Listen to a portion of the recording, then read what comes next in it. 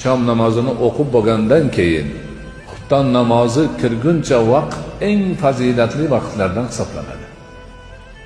Undagi duo, zikr, namoz, boshqa narsalarning ajri savobi kundalik ma'noda juda katta yuqori darajada ko'paytirib beriladi. Ana shu paytda Rasululloh akram alayhisolatu vassalom o'zlari 2 rakatdan 6 rakatgacha nafl namozi o'qiganlar va bu namozni avvobin namozi deb ataganlar va o'shanaqa qurbatni xohlaydigan, ajrni ko'p olishni xohlaydiganlarga targ'ib ham qilganlar. Ana o'sha narsa bor narsa. Hozir bizda Tuhfai Rasul degan namoz demak odat bo'lib qolgan. O'sha shomdan keyin 2 rakat namoz o'qib, buni Tuhfai Rasul deyishadi. Albatta o'sha namozni o'qib, sunnatini o'qib salom bergandan keyin turib o'qishga harakat qilishadi. Bu odat bo'lib qolgan narsa.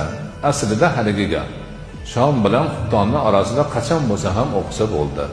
Albatta bir muddatda o'qish shart emas. Tuhfai Rasul degan gap hadislarda ulamolarning kattalarining gapida yo'q.